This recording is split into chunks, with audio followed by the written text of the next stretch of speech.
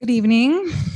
We are pleased to welcome Sharon Harper as part of the Katherine L. Hyde Charitable Trust Guest Artist Series here at MSSU. Sharon has an MFA in painting from the University of Massachusetts and is a professor emerita of art and design from Missouri State University. Her work has been in hundreds of exhibitions and she has received numerous awards.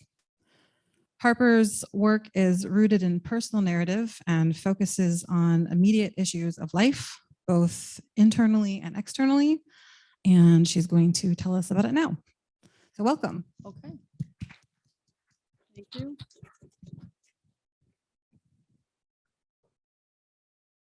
Am I on? Okay. So you're going to take the lights down? Thank you. I thought it started at the beginning. I call this a solitary year because initially, can we have the lights down even more? Because the images will look better if, can you take the stage down? That's what we're talking about. Because I don't need to read anything, so it can be dark in here. I mean, the few notes I have are really not going to make a lot of difference for me.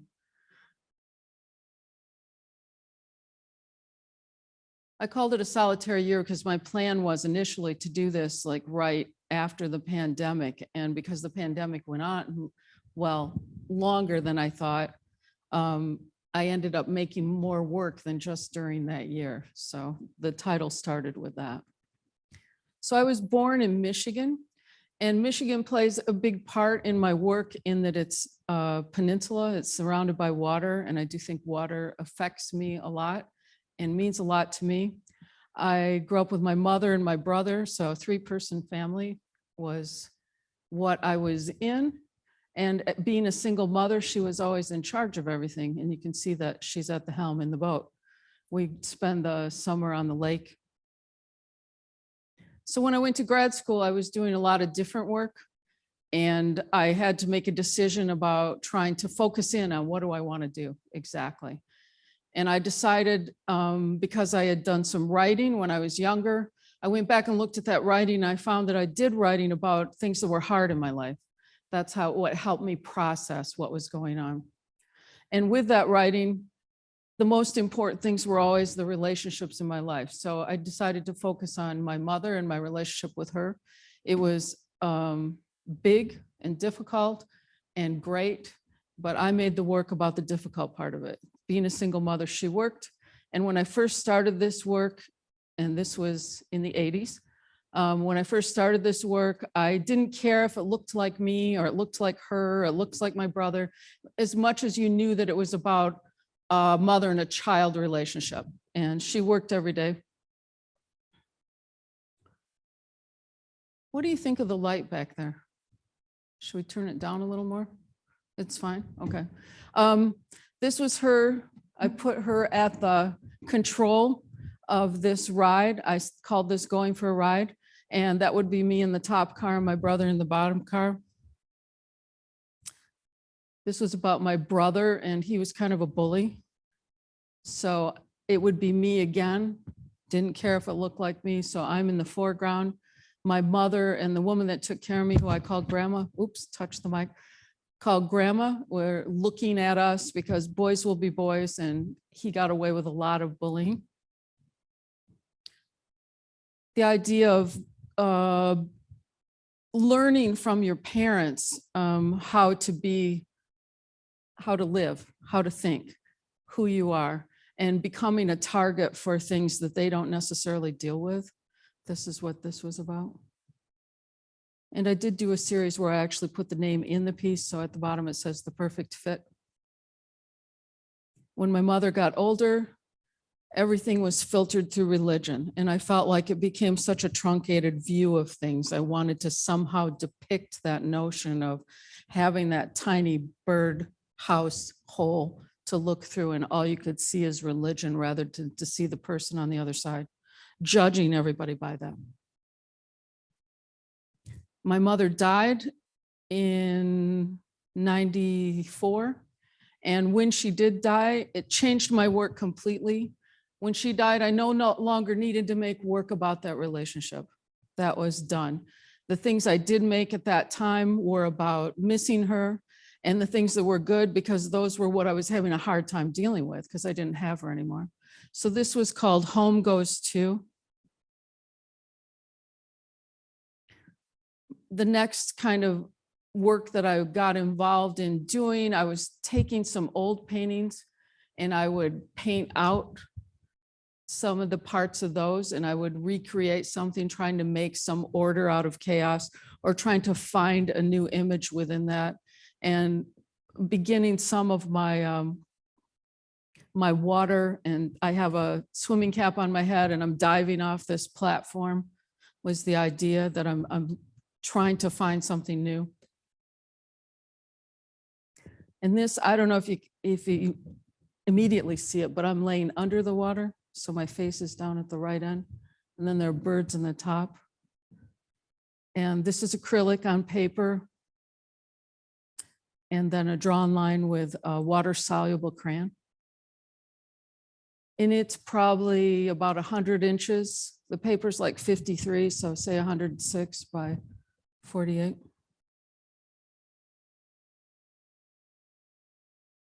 I learned Tai Chi, and I did a series of pieces about Tai Chi, and again, painting over old surfaces and creating new imagery.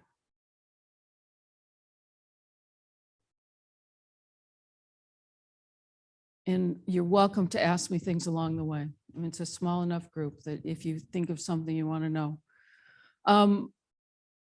In this piece, I was working with myself more and what I look like, and I wanted to make a piece about hunger and that sense of never quite getting what you want, never fulfilling that hunger, not only through food, but also emotional hunger. I touched the mic again, I'm sorry. So that kind of swinging apple being the thing you can't quite get a bite out of. I had gotten a job at Missouri State, and my first sabbatical that I went on, I went to an artist residency, and I'm going to talk about artist residencies because they've been really important in my life and in my development of my work. And having that chance to go to a place where you're actually taken care of and you're nurtured. They give you a studio, and they give you, some of them give you food, they give you a room to sleep in. And then you're also around other artists who are writing, composing music. I've been with people who work in dance, playwright, any kind of creative field. And while I was at this residency, I decided I would get rid of black, because up until this point, I was painting on black for a lot of years. And I liked that as a physical space that you could like draw things out of. But at this time, I decided to give up the black and see what I could do. And this was, it's on paper with a translucent sheet over it, which I have some pieces in the gallery that are kind of related to this that I started a long time ago. But I began to think about myself, my inner workings, my aging process while I was here.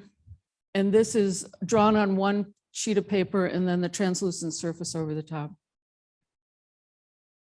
Same thing here.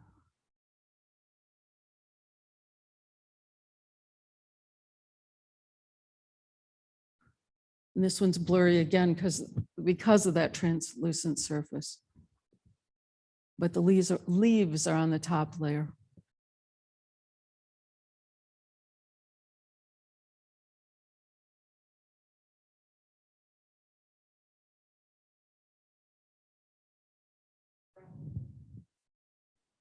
A strap? Straw, okay, it's actually a rope. So I've tied a pie on it and a pair of scissors, and the scissors being to me a way to change things, to take them apart, and then a home.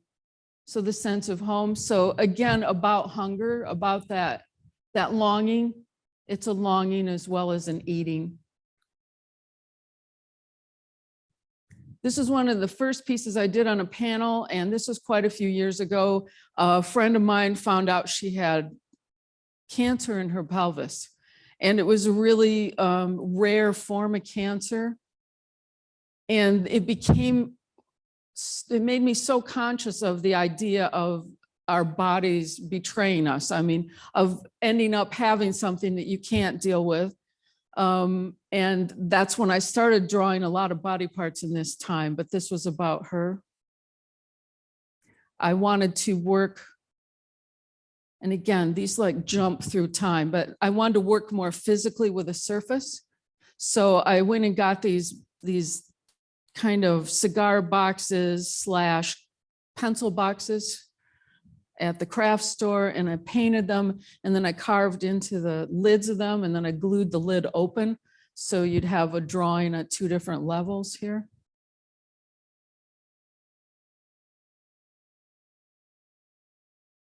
And I think that's a big reason why I went to clay, and how I do work in clay, and we'll have some of that later, is because of that. The wooden surface didn't give the way I wanted it to when I carved. I mean, to get a line the way I wanted to get a line into it, it was satisfying, but not as satisfying as clay, and not as immediate as clay. It didn't have the potential that clay had for me for moving. I did do a little bit of clay when I was in grad school, but not much. So it was slightly familiar to me, and coming back to it was great. So this is from a residency I went to in Wyoming at the Ucross Foundation.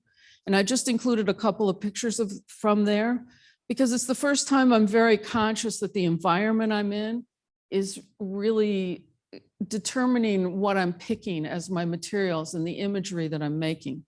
And the colors there, when I was there, were very different, because I was there during a time where things were fading.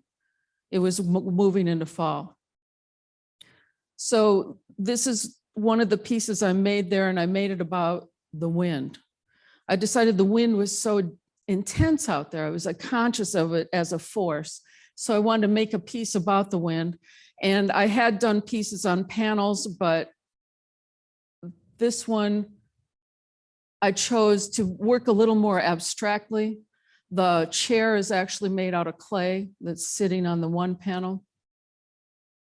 But I wanted somehow the panels to transcend their individuality and create a whole, so that looking at all the panels would give you a sense of the space and the feeling of the movement without any one of them telling the story by itself. And the color relating to that landscape more so. Same thing here.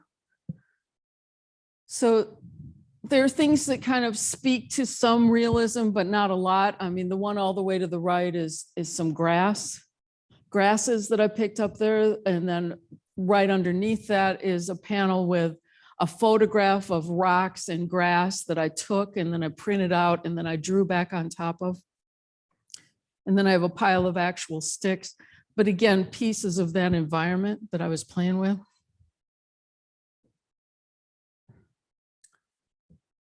When I go to a residency, I take a pile of whatever I have in my studio. I take materials that I've collected, which means maybe some handmade papers that I have, or some pre-printed papers.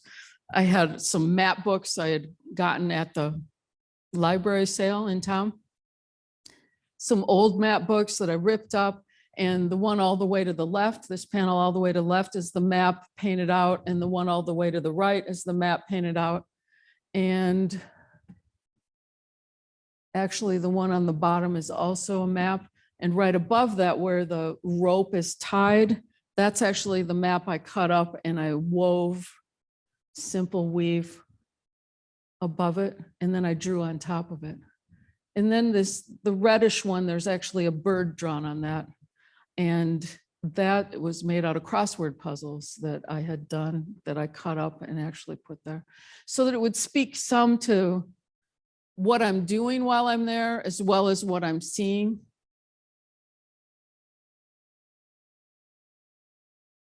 Again, a clay house there that I later fired, but I took this in the studio when I made it, so.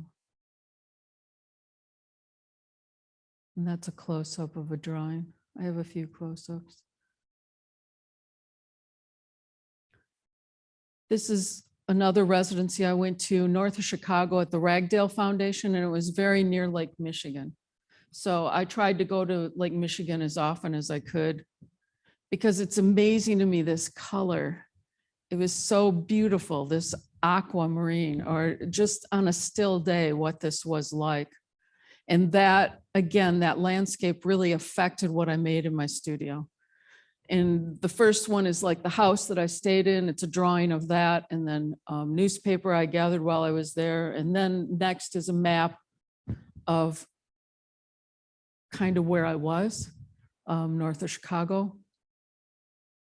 The wood is from something I picked up on the beach. There's a couple pieces of driftwood in this. There's sand from actually Lake Michigan. The darkest piece over there is sand.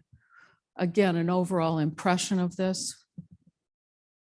I want a more lyrical kind of connection between the pieces.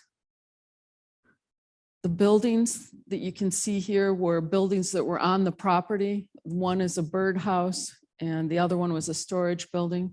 Buildings that were on the property. The smaller building I drew on a piece of ledger paper that I had. I like the sense of a ledger paper being something that you keep a record on and that I'm trying to record what this was like. I couldn't make this here the way I could make it there because this is what was around me and what I was feeling. The one that's woven, the brown one, is actually grass from the prairie. Ragdale's property backs right up onto a natural prairie, and they're maintaining all these local grasses, and they do a regular burning of all those grasses. This is a close-up of that one. So while I was there, one day it's like this beautiful moving grass, and the next day they came and burned it all down. It was so freaky. And this stick is from that burning. Just to see all that grass go away. And I have a couple close-ups of this just so you have an idea of what's in it. So I took pieces of maps and just created like a water edge and pieces of driftwood from Lake Michigan.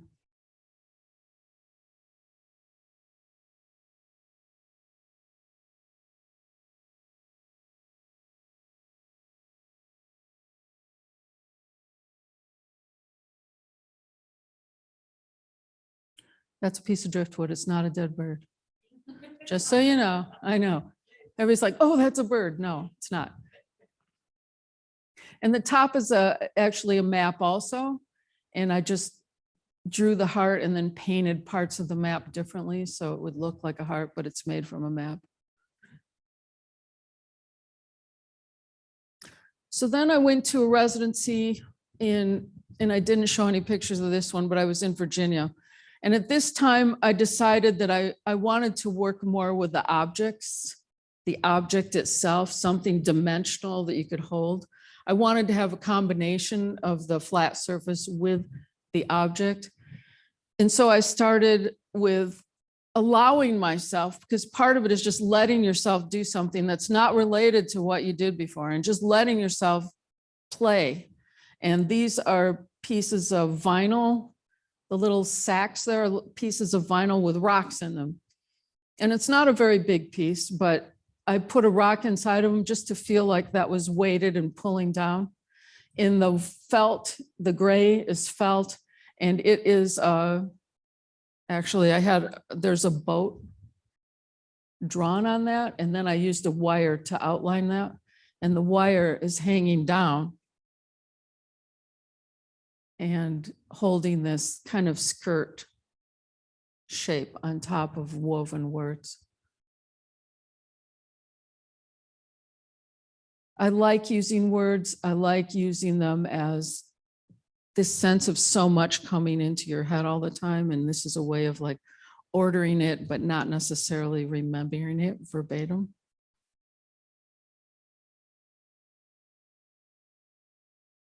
This one's a little hard to see, but it's, again, a translucent surface on top of an opaque surface. I actually made a house out of vellum and I sewed it, hand sewed it, and then I took thread down to the boats at the bottom of that. So that's a close-up of this. So there's 3 boats at the bottom, which represent my family. There's bobbers on the top and 2 of them, and a house on the 3rd one. Bobbers aren't working. This is picking up something and making something from it, and just like closing everything else out and just having that moment with a leaf and some pine needles to create this object, this nonsensical object that speaks to me. This is a woven map at the top, a rock and leaves. And this is a close-up of that.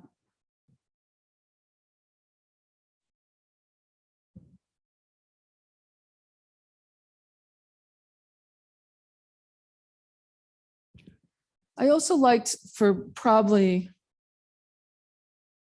the beginning of feeling like things don't have to be sacred. Things don't have to be archivally sound. They don't have to be hang perfect. They don't have to be held together with something that's not going to fall apart eventually. And allowing myself to work with this more transitory object. So these are the spines out of leaves that I've put together with masking tape. Another panel with maps on it. And then a masking tape heart.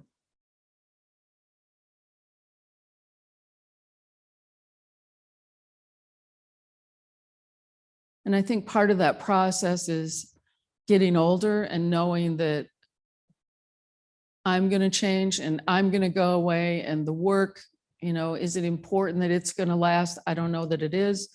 And allowing myself to make things without always worrying about that. And you'll see that in the gallery, and that a lot of them are taped or they're pinned to the walls. They're not in a frame, they're not a sacred object, and they're not made to endure the ages necessarily. This is a piece from a dress pattern. So the tissue pattern that you'd make a dress out of at the top, that's what's on that panel. So it has, to me, some reference to directions and how to do something, as well as knowing that it also, and it might just be me, but has some sense of the body. Then a map panel, a woven map panel, excuse me. And then I took pieces of map and wove it again into the spines of the leaves.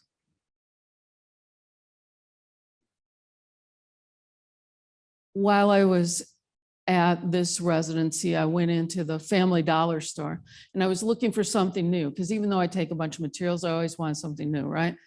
And I decided to pick up a vinyl shower curtain. And I loved it because of that translucent possibility that I would be able to put it into something else and layer it. So I sewed my arm onto that shower curtain.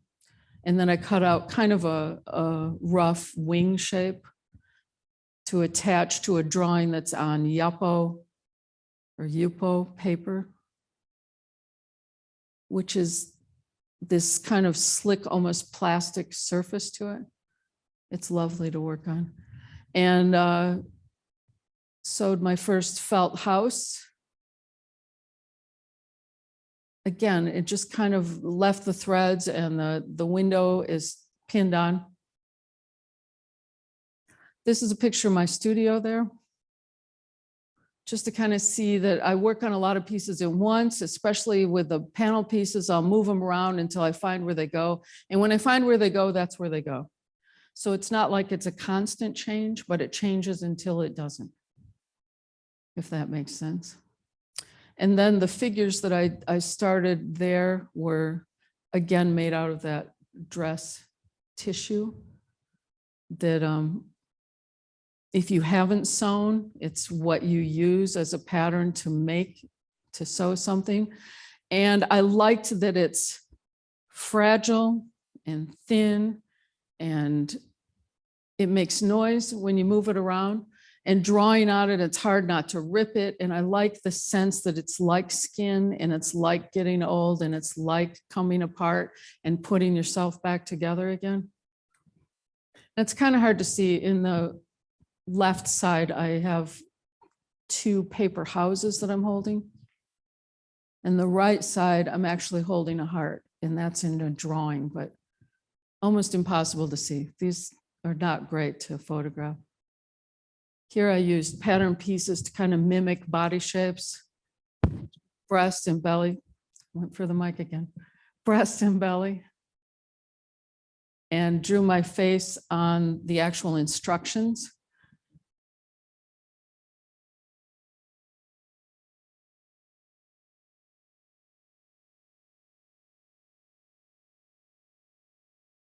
And this one, I'm holding a stuffed rabbit. And again, all taped together. Not great to like carry around and try to show again, but this is the instructions, again, out of the pattern. I like the instructions. I like the diagrammatic quality of that, of this is exactly how you do something, and putting myself on top of it. It's kind of like laughing at the rules in a way, even though I'm not laughing, but that sense of I'm going to mess it up and do what I want on it. And a map on the bottom with a house in kind of a wishbone shaped stick. These were hearts that I'd taken with me to the residency that I had made. I didn't know what I wanted to do with them, but while I was there, I made these hands out of cotton batting that you put on the inside of a quilt. So it's really soft, but it stays together in sheets. And I made these hands and put a wire in them and bent them so they could hold the 3 hearts. That I use a lot of 3s to represent my family. And this is another vinyl shower curtain. And it has all the leaves and sticks represent a hole that I put in with not a grommet, but an eyelet like you have in your tennis shoes. And then I had a little stick that held that. And at the top, I'm a separate piece. It's life size. I'm a separate piece, and it is maps.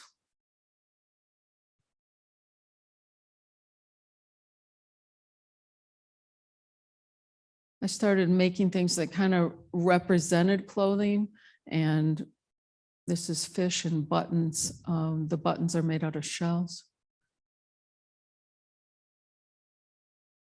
My brother died, and kind of in this period of time, and I felt such a strong loss being, again, a 3-person family. My mother's dead, and then when my brother died, it was like knowing that this was the end of what was my family.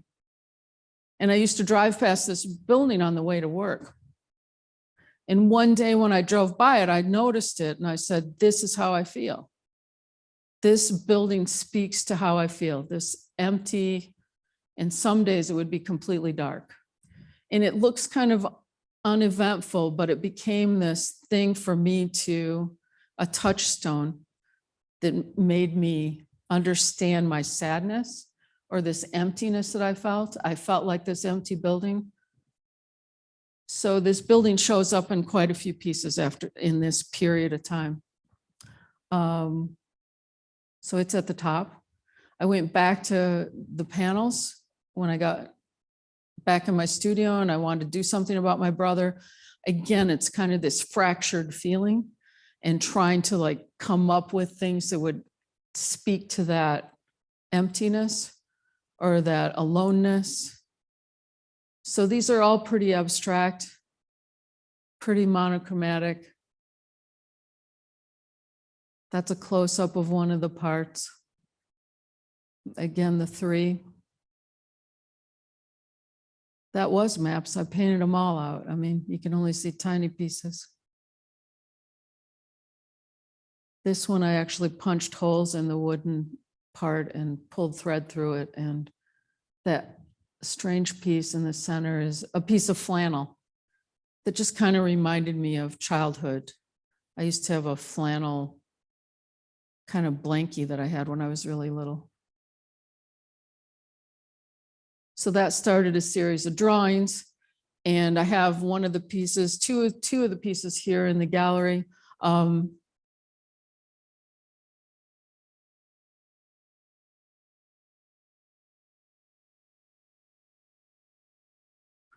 These are graphite. This is actually water soluble graphite. So after I drew it, I sprayed it and let it drip. Very satisfying.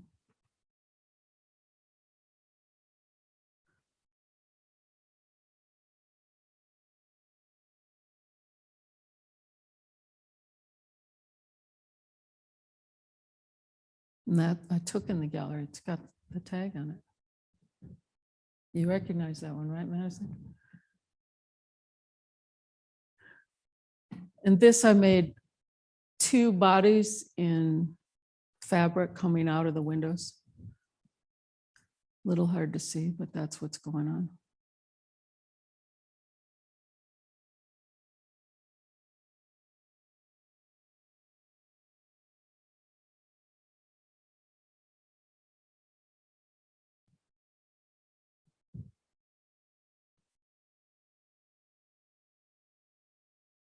This one, the house was actually, the storage building is part of the drawing behind, like my body. It would be part of my body. So that being like the inside in my chest. And then wearing a pink skirt because everybody should have one, right? And then my hands are made out of pattern paper. And the legs are actually a handmade paper that's very holy. It's like full of holes. And I put that on top of brown paper because I wanted the legs to feel different than the body. I wanted them to feel a little more porous. And this is a close-up of the face. Again, on the pattern directions. And taped together, pinned together. Life size. Now I'm getting closer to the present. I went to a residency in Massachusetts, in Cape Cod, and I took fabric with me, not knowing what I was going to do with it. I decided to do some kind of sense of a dress. So it's black or gray felt on top. And I stitched these kind of limbs that kind of remind me of like the branches into your lungs. My brother died of COPD, so I'm conscious of breathing and that sense, especially when I was making this, I'm still thinking about that. In the skirt, I drew on the fabric. It's kind of satin-like. I don't know as it was actual satin. I like to go to the fabric store and just feel things and buy them. I'm not really thinking about, what it's made out of as much of what I want to do with it. Because I like the idea of ears, and I did a few pieces with ears while I was there, is just this way of listening and hearing and taking things in, that sense of how you're involving yourself in your environment and your friends and your family, and that listening part. When I made this apron, there was a piece of fabric there that I thought was perfect to make an apron out of. Reminded me very much of my mother and the summers that I spent in Michigan, and because it almost looked like a tablecloth, kind of feels like one too. And I hand stitched it. I didn't want to do it on the machine. I wanted to feel that stitching part of it, and drew ears on it again, that part of dining and eating and what an apron represents of that daily ritual and all the stories that get told, what you remember from that. And that was a clay heart that I took with me that I had made, and then a stone hanging from it.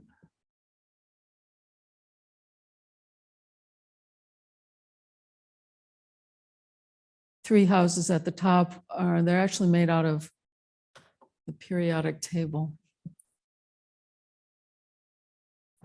that I had found in an old encyclopedia. I guess I had P. And I really like the idea of the basic elements that everything's made out of in the houses and the three of us and my family. So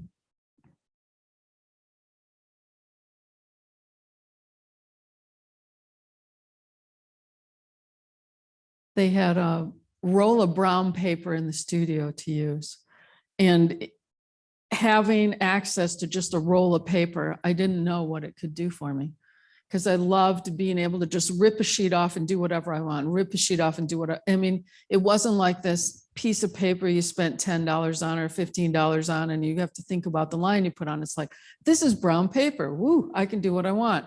So I also had a very tall studio wall that I worked on, so I could like make things 7 feet high without any trouble.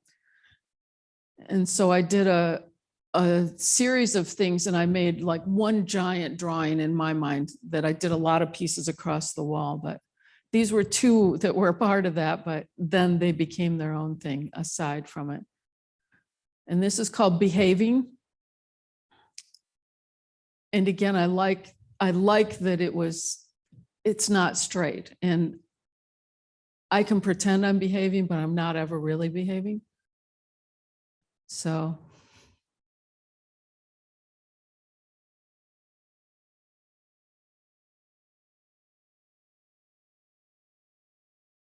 this is a map at the bottom that I painted, and I kind of felt like it when you looked at this loop around the city, and I don't even remember what city it was, because again, it was the shapes that I was looking at.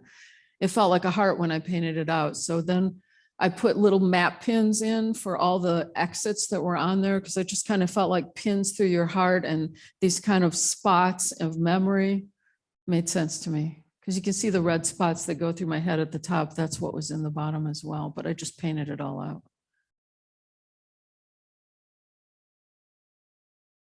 This one I call Mapping Anxiety, because again, it's a map that I painted out, and I felt like it feels like a bundle of nerve cells at the bottom. I like the kind of looking at myself, and not necessarily always in a beautiful way, and kind of in an unflinching way. I like that to capture some sense of a feeling that I have. I mean, this is great to me. This sense of, I got some sense of like something's going on there. You don't necessarily know what it is. The days you feel like that. When I looked through pictures, when I was getting ready to talk, I found that a lot of my pictures were single objects, or that they were alone somehow. There was a loneliness to them. So I just brought a couple of pictures that I found that made sense to me. You know, this picture with this hole in it.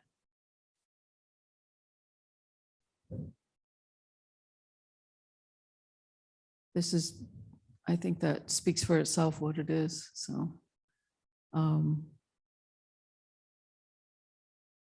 I love this object and the light coming through it. I don't know. I think it's a laundry bag.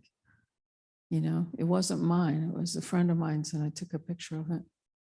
But that kind of alone, and also heavy and bulky, and I feel that in my body. So this is clay, and then I made this shroud for it.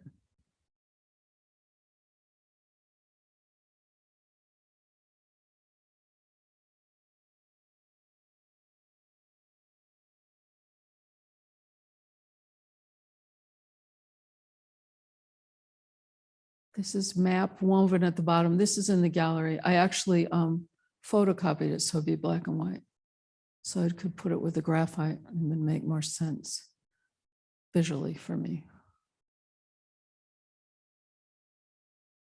Yeah, these pieces are in the gallery.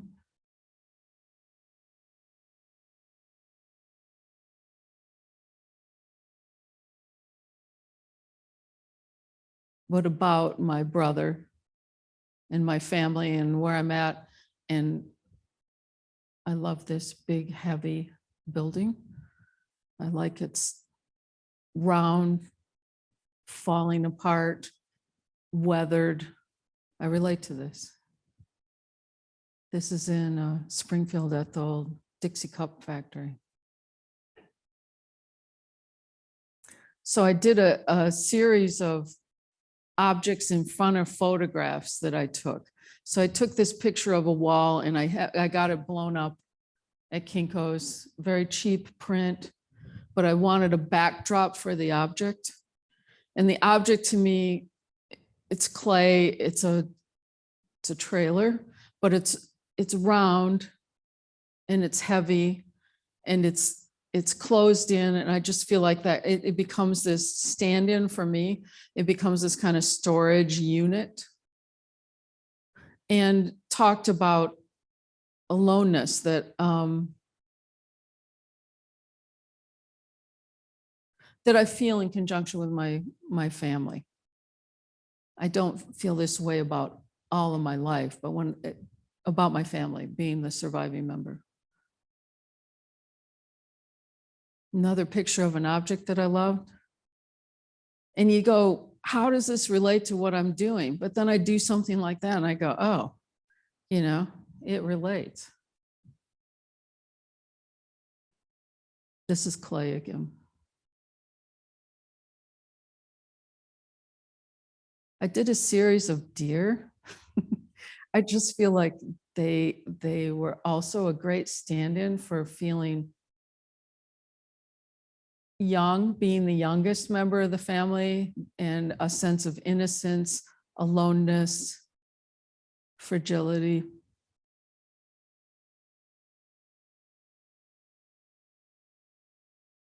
So then we had the pandemic, and I was in the beginning certainly freaked out about it. I was washing my groceries. I was staying home. I'm going, what's happening? What are we going to do? How long is this going to last? I don't know. And I decided to do a series of clothing because somehow it focused me. It gave me something to do. It was obsessive. And even though they were decorative, in a way, they were about the clothes that I would wear if I was going somewhere. I didn't want to just wear sweatpants and t-shirts. I wanted to wear my dress, even if I wasn't going to go anywhere. And there was something about that empowered me to feel like it's not so depressing after all. And I decided, why not make this the subject of what I'm doing? Because who knew how long it was going to last? And I wanted to try to keep my spirits up and not get like bogged down in all of it, because who knew, you know? So I drew a lot of dresses.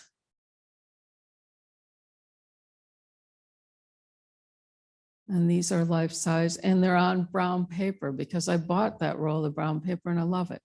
And I love the way that colored pencil looks on it. And this, I'd say this was pretty much after my clothing and more towards the present. I wanted to do a portrait about getting old and all the things you remember, all the stories that you have. I called this Secrets and Barnacles, and all the things that start growing places. And you go, what is that? And I made these out of burlap and tied them. And this is in the gallery. So it's kind of that sense of the stories and the objects.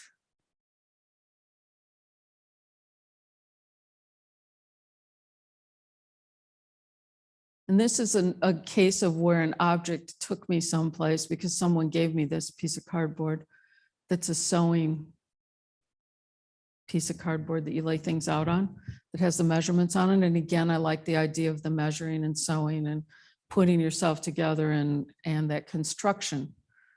this represents that construction of self and how do you measure up and, you know, where's your heart in relation to that? And the heart, it's in the gallery, so you'll see it. This I took during the eclipse, the solar eclipse. It was shadows on the ground and they were all like fragmented. This kind of weird moving of the shadow and leaves.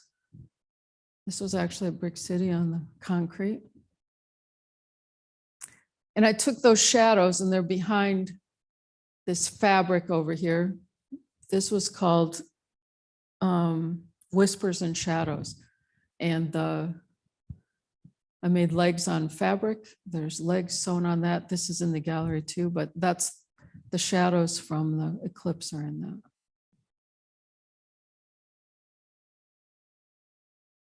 And this is a more recent piece on pattern paper, and I'm now wearing my dress.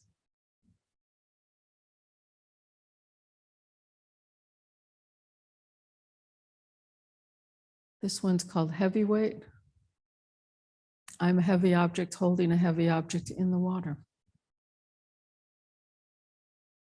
And the water's made out of glassine paper, which is kind of like wax paper without the wax. And I've drawn fish on each layer and then hung them over the top. Because I love to be in the water and swim. I had a scan, a CT scan of my body. And when the order was made, it was like chest, abdomen, pelvis. And I thought it was interesting to like be broken into these parts. So I wanted to do a piece about that. And this is a little closer to see the parts. And I just put them each on a separate sheet of paper over the top of my body. And then that's my face.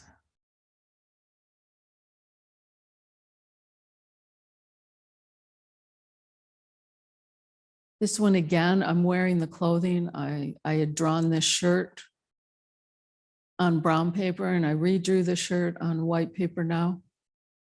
My legs are actually out of kind of topographic map of Lake Michigan.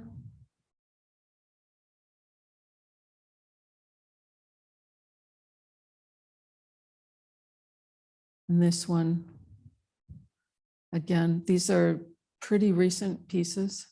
So I'm really enjoying making my body out of parts and putting them together and trying different materials. My arms are actually cardboard with maps on top of them. The same maps from Lake Michigan. A different map is my body behind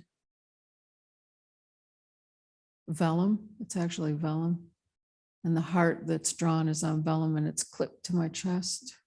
And the legs are newspaper painted out and drawn on. That's my face. This is out of that same book of Lake Michigan maps. I've just enjoyed what, you know, the edge of the lake, what it does to the edge of my head. So I've done a few of these. And this one's in the gallery. And that's my last image. The end.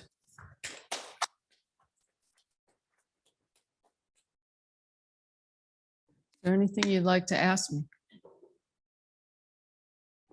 Sure. Can you talk about the weaving? Where it came from, You know, as an undergraduate student, I did an emphasis in weaving. And I don't really want to set up another loom in my life, even though I love what it'll do, but I don't have that kind of focus that I want to do it. But the simple, like over and under, I like this process a lot. I like the physical process of weaving, something like doing potholders when you're a kid. I don't know if you did that. I mean, you did? Okay.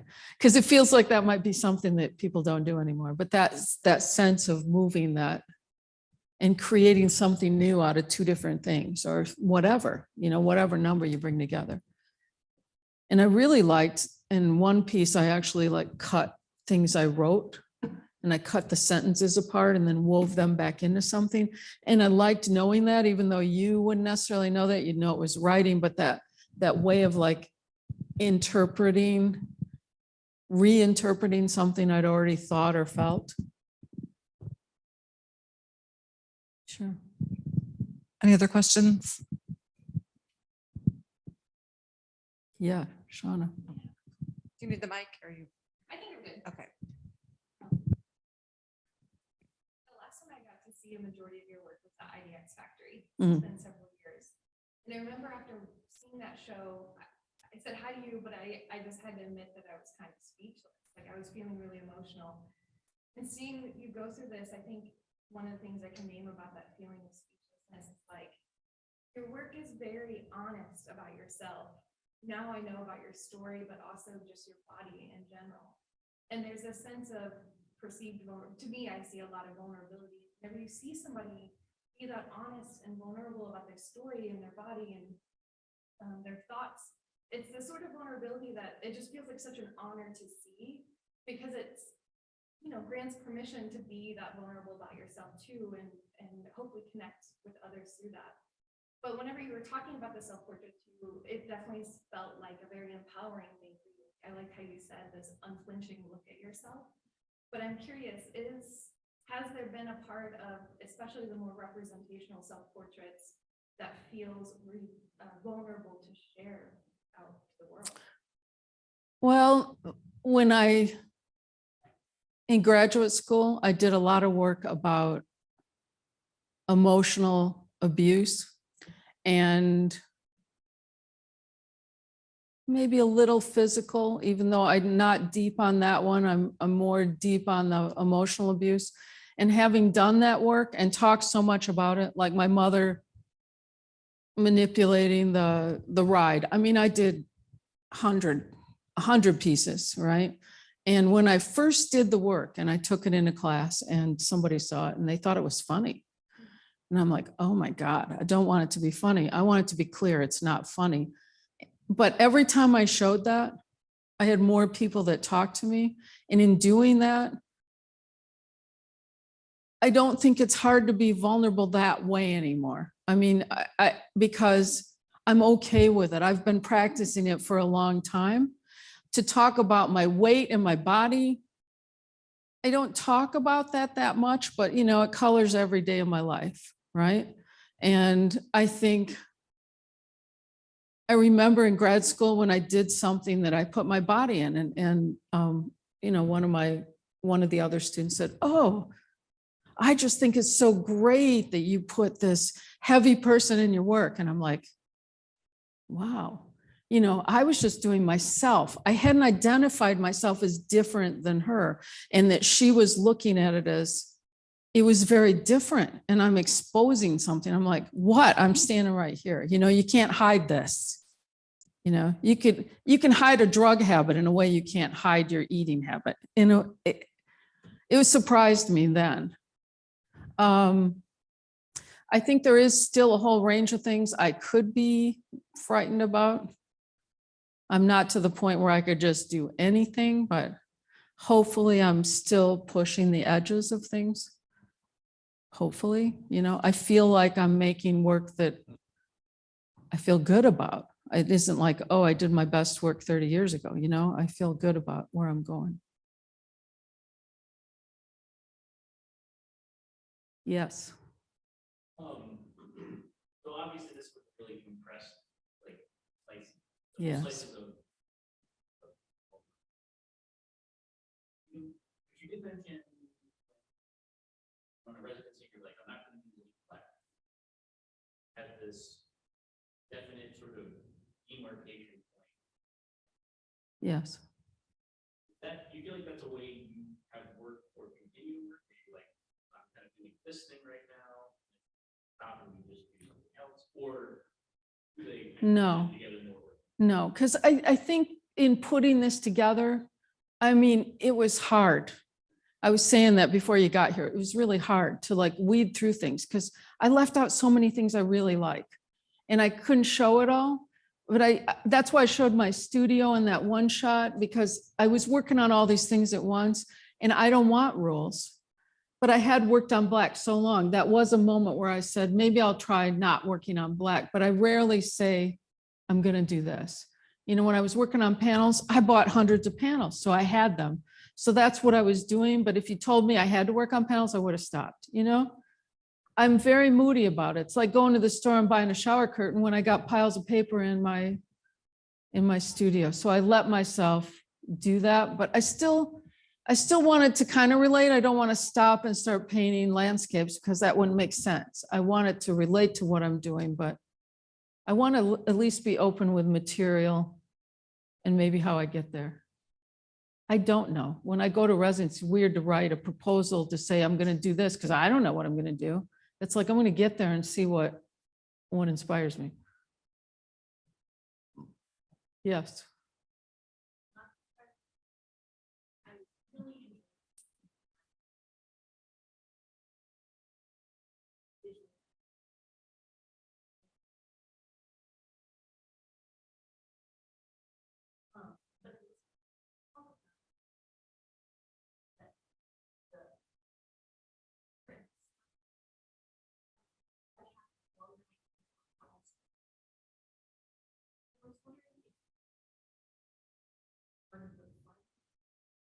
Hmm.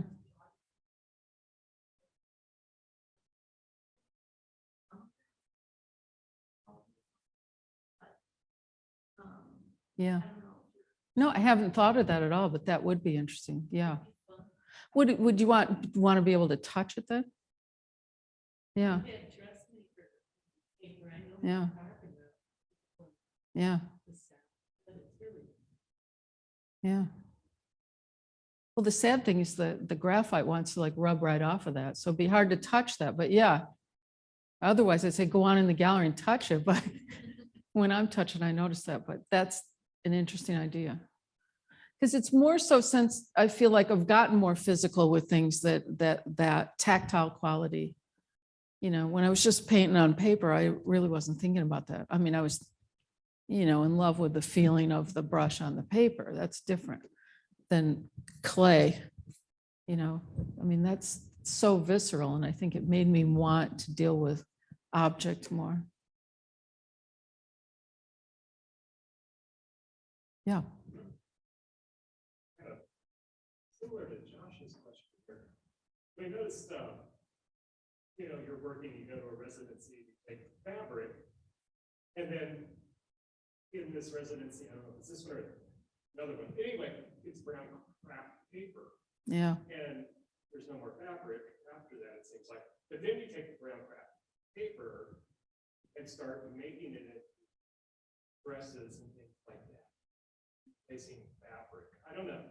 But we don't have a question other than. Well, it goes hand in hand, but again, I can't show all that. You know, it's like the piece in the gallery that's made on fabric, the fabric layer that I made the outline drawing of a person on with a, I mean, I'm still working with fabric. It's just, I'm trying to make a coherent lecture, but I would do both at once. Because while I was there, I made some dresses. I made a couple of dresses out of brown paper. You know, I drew on the brown paper and made dresses there. Again, symbolic, not a drawing of my dress. I didn't do that till pandemic. And somehow that made perfect sense to me, even though I'd never done anything like that before.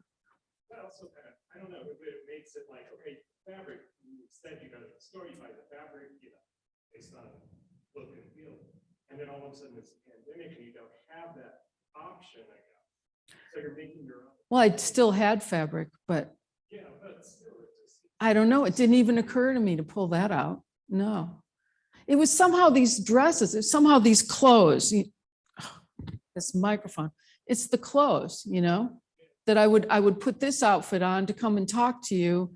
I want to wear this outfit at home during the pandemic too. I don't want to just like say this clothing I can only do this with. I didn't like the rule anymore. I wanted to relive the experiences that I would have and remember that I would wear this dress here. You know, there was something about that conversation with that drawing, you know, and I sat right in front of it, drawing all of it, you know, that that got me through that time. I loved going to the studio and obsessively drawing another flower. I mean, I don't know. It was great, but do I want to do that now? No. I thought, oh, I haven't drawn this skirt yet. Should I draw this skirt? And I'm like, no, I don't want to draw this skirt. I want to make something, you know? It's weird. But that's like my whole life of making work. I look at stuff, I wouldn't do the same thing now. That was then.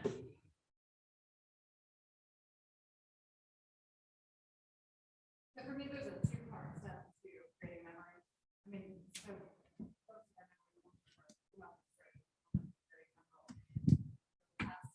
really big impact for it to become a memory.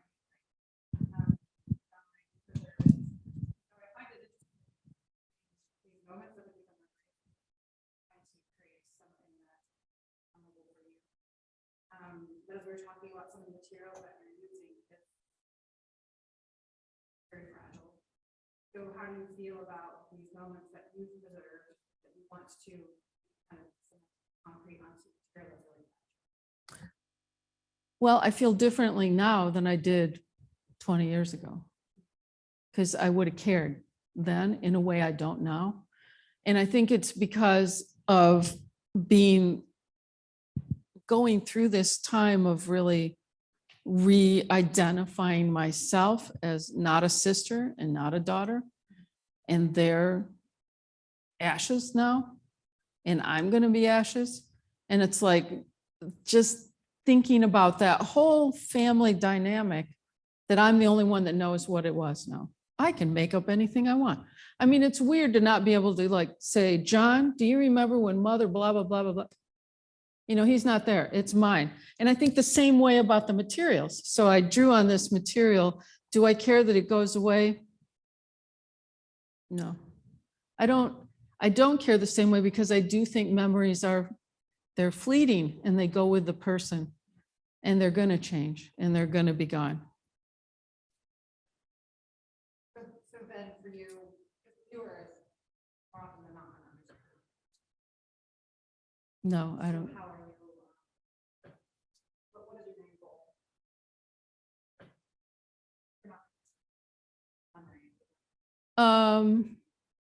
Well,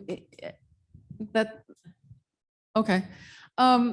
I think in general, my goal of making art for all this time, that's really what you're asking, right?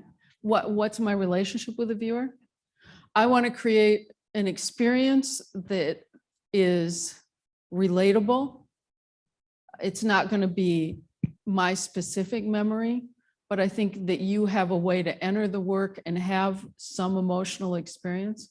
I don't want it to be just, oh, that was nice. I want it to resonate a little deeper, whether you know why or not, that you're having a response to it. You're having some kind of emotional connection. That's my goal.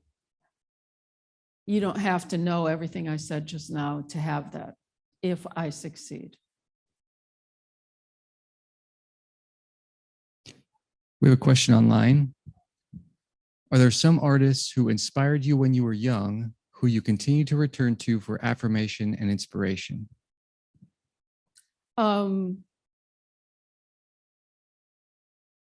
I think so. I was just looking at Lee Bonaku, and she did work like in the 70s about the Vietnam War. And as she got older, she started making assemblage pieces of little objects. And I think her work is very exciting. They're very lyrical and feel very temporary pieces. I was looking recently at Frida Kahlo and just thinking about how much her self-portraits and her willingness to talk about whatever was going on in her life, how then it was important to me, is still important to me now. I was looking at Francesco Clemente, and he was big to me when I was in graduate school, and just looking at him and his vulnerable, innocent self-portraiture that he's done throughout his whole life, really moving. Or Anselm Kiefer, I mean, he he never gets old. I mean, his surfaces and the intensity of what happens, and remembering seeing his lead book in, I don't remember where I was, New York or Chicago. Did you ever see his lead book? They had to have people open the pages for you. You know, they put on gloves, and it was like, and just turning that page, and I just started crying, and all it was lead. But the power of that was like, oh my God, I'm getting chills thinking about it. I mean, it seems like a simple thing, but to have the power to move somebody, and I didn't have to know what it was about. It was just, yeah, I'll always go back to that. I look at a lot of stuff now, but I don't remember names like I did then. You know, something about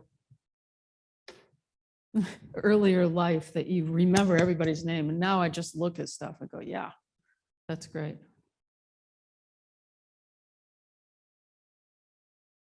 Anything else from the peanut gallery? I should say I've had a number of student comments and they want to ask a question about they didn't. Mhm. Mhm. I think when I was younger and I made the work about my family or some sense of like emotional imbalances that happen, it was interesting to me that some people would relate to it as the child in the image and other people would relate to it as the adult, you know? And I never thought of it as the adult. I was always the child. And it was so surprising to me when they looked at it as the adult, which I think, great. I mean, it's another way in. I mean, to me, that's the point of making art, is to have some communication with people and some connection with people. And I did want to thank you for the show here. Thank you for letting me come here and show some work. And I want to thank Madison for helping me and Vonda for helping me a lot, and Donna, who's not in the room, but I want to thank all you guys for the help. Thank you. And thanks for coming. Thanks for making the trip here, you guys.